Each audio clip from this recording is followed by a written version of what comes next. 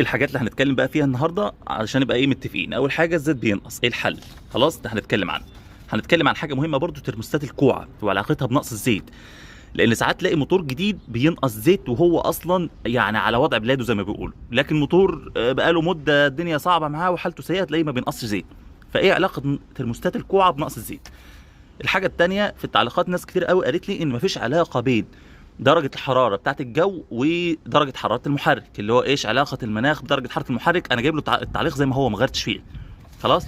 في تعليق تاني برضو، حرارة الجو ملهاش علاقة بالزيت لان عمرها ما هتكون اعلى من حرارة المحرك. بص انا لما قريت التعليق ده في الاول هنكت، يعني ما فهمتوش خالص صراحة. حرارة الجو ملهاش علاقة بالزيت لانها عمرها ما هتكون اعلى من درجة حرارة المحرك. على فكرة انا نسيت انا كنت فاهمه ازاي، ما زلت مش فاهمه لحد دلوقتي. خلونا افكر فيه شويه. نسيت والله بجد، ما عدتش فاهم. يعني اول ما بقرا التاريخ ده بهنج. حراره الجو ملهاش علاقه بالزيت لانها عمرها ما هتكون اعلى من درجه حراره المحرك. غالبا يقصد ترموستات الكوع. انا كنت فاهمه بس نسيت انا كنت فاهمه ازاي. مكتوب في الكتالوج 1540. ينفع استخدم 2050؟ ده برضه هنجاوب عليه. الكتالوج مكتوب فيه 1030 ومش موجود، اعمل ايه؟ برضه دي حاجات مهمه، في بعض الدول مش موجود في الحاجات دي. خلاص، اللي هو ال 1030 مش موجود، فيعمل ايه؟ بالنسبه بقى كان اللي بيقولوا لي ان 2050 بيع بالرواسب، وانا طلبت في التعليقات ان الناس تقول لي ايه تجاربها مع ال 2050، هل هو والزيوت المعدنيه بشكل عام لما انا بستخدمها مظبوط هل بتعمل رواسب ولا لا. برضه هنتكلم على التعليقات بتاعت الناس اهوت. انا جايب لكم شويه تعليقات برضه من بعض الناس كتير ردت، وانتوا برضه رجعوا للتعليقات بنفسكم وجايبها لكم بالاسماء علشان يبقى فيه مصداقيه. المهم يلا نبتدي الفيديو. ترموستات الكوعه والمواتير الجديده. ترموستات الكوعه ببساطه بيحافظ على درجه حراره المحرك ان هي تكون درجه حرارته مثلا هنقول 100 درجه مئويه، وده بيكون باستمرار. خلاص. طيب في بعض الزيوت زي صاحبنا ده، زي الكاسترول ده على سبيل المثال 1040. خلاص. الزيت ده كلكم قلتوا انه بينقص في التعليقات لان معدل تبخيره عالي، وفعلا الزيوت لها معدل تبخير معين. طيب هنقارن عربيه هنقارن عربيه فيها ترموستات كوعه بعربيه متشال منها ترموستات الكوعه.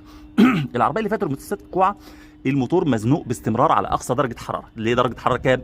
100 درجه مئويه، وبالتالي الزيت برضه مزنوق باستمرار على 100 درجه مئويه، وبالتالي معدل التبخير فيه هيكون عالي. طب لو جبنا عربيه بقى متبهدله وطالع عينيها، او مش متبهدله ولا طالع عينيها ولكن ترموستات الكوعه متشال منها، الزيت هنا هيكون مرتاح، لان العربيه اول ما تطلع على طرق سريعه بتلاقي عداد الحراره نزل، وبالتالي الزيت مش هيكون مزنوق عند اعلى درجه حراره، وبالتالي معدل التبخير فيه هيقل. فبالتالي العربيه اللي موتورها مظبوط وفيها ترموستات كوع هتلاقي الزيت بينقص فيها عن العربيه اللي متشال منها ترموستات الكوع. طبعا الموتور يا جماعه اللي متشال منه ترموستات كوع بيتاذي جدا جدا جدا، واكتر زيت ياذيك وترموستات الكوع هو ال 2050 والزيوت الثقيله، لان الزيوت الثقيله بشكل عام بتتحسن مع ارتفاع درجات الحراره ولزوجتها بتقل مع درجات الحراره العاليه، لكن في درجات الحراره المنخفضه بيظل الزيت لزج وانتشاره بيكون فعلا مش كويس. وحتى الزيوت برضو منخفضه اللزوجه غلط ان انت تشيل ترموستات الكوع، لان برضو الزيوت المنخفضه اللزوجه بتدمر الموتور، وترموستات الكوع متشال ليه؟ لان هي لزوجتها بتزيد مع ارتفاع درجات الحراره. ما هو اسمه متعدد اللزوجه ليه؟ لان لزوجته بتزيد مع ارتفاع درجه الحراره. طب لما درجه حراره الموتور ما بترتفعش بيظل هو سايل. يبقى في حاله عدم وجود ترموستات كوع الزيت مرتفع لزوجه زي ال 2050 وال 1550 هيضرك، والزيت اللي هو ال 25 وال 35 وال 45 برضه يضرك. خدت بالك؟ الناس ما بتاخدش الارقام اللزوجه دي هتتحسن مع ارتفاع درجات الحراره. فالبتاع ده رغم ان هو بيزود تبخير الزيت لكنه بيحافظ على الموتور. انت ما يهمكش ان الزيت ينقص او لا، انت يهمك ان الموتور يبقى شغال بكفاءته لاعلى فتره ممكنه، لان احنا قلنا نقص الزيت ده طبيعي. قلنا فورد، قلنا جنرال موتورز، قلنا تويوتا، قلنا هوندا بيتكلموا في نص لتر، بيتكلموا في ربع لتر، بيتكلموا في بعض الشركات بيتكلم في لتر كل 1000 كيلو. نقص الزيت طبيعي. الورقه هتروح. اللي يقول لك ان الزيت ما ينفعش ينقص ده مع احترامي ليه بيجيب من دماغه. احنا قلنا المرجع بتاعنا هو الكتالوج، هو اراء. الزيت بينقص، ايه الحل؟ انا مش عفريت عشان يكون عندي الحل في الكتالوج. هتيجي من الاخر كده سحب لنا كام كتالوج. طيب ايه الكتالوج هيقدم الحل ازاي؟ الكتالوج هيقدم الحل بان انت لو بتستخدم لزوجه خفيفه هتنزل للزوجه اللي اعلى منها، بشرط انها تكون موجوده في الكتالوج، وبشرط انها تكون بتراعي المدى الحراري. زي ما قلنا قبل كده ما تجيبش 2050 تستخدموه في روسيا. خلاص. فدي نقاط مهمه. وبعض الكتالوجات برضو بيبقى قايل لك بيقول لك مثلا 1040 بس يكون الاي بي اي بتاعه مثلا اس ام بلس، ما تروحش انت تجيب اس ان.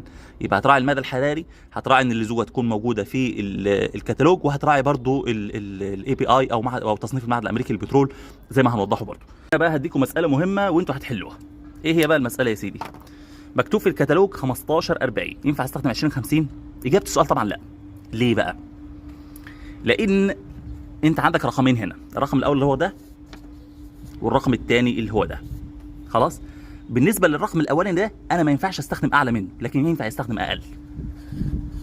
خلاص شفت السهم؟ يعني 15 ينفع استخدم 20؟ ما ينفعش، لكن ينفع استخدم 10.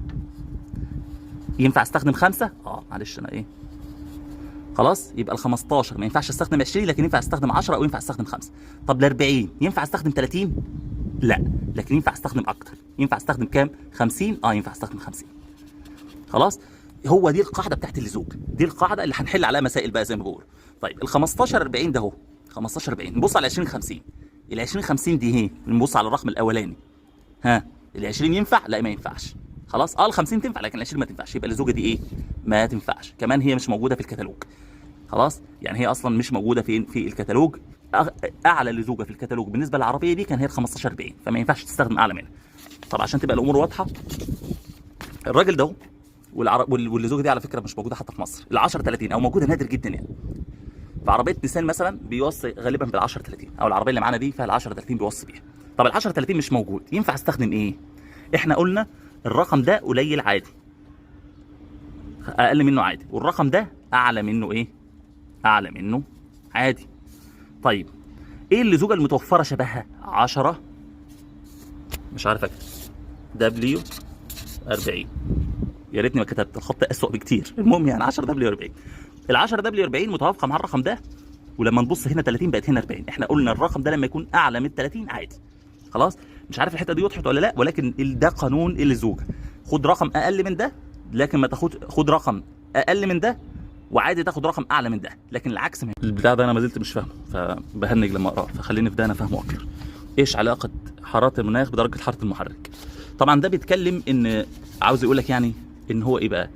عاوز اقول لك ان ترموستات الكوع بيحافظ على درجه حراره المحرك ثابته صيف شتاء. اصلا انا سمعت الكلام ده كتير يعني.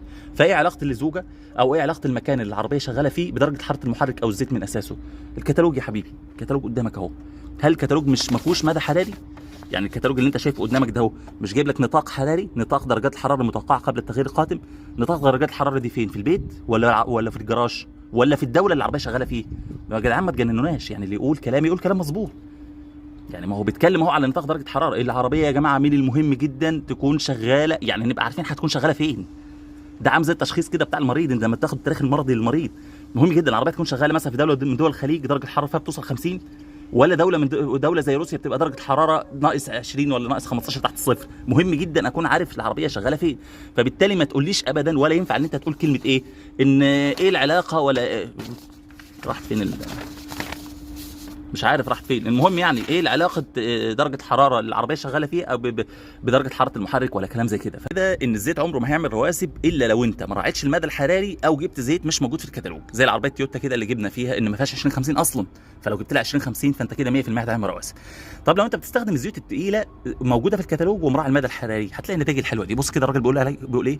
السلام عليكم، انا بستخدم 20 50 لسنوات طويله، ولا شفت رواسب ولا شحوب، من افضل الزيوت في الخليج، استبغي ماكينتك تعيش اطول عمر ممكن. خلاص.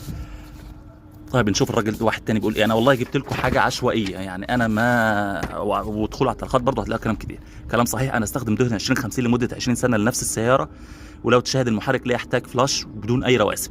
خلاص. لان الناس دي بتشتغل في دول الخليج او عربياتها في دول الخليج، فبالتالي مفيش مشاكل.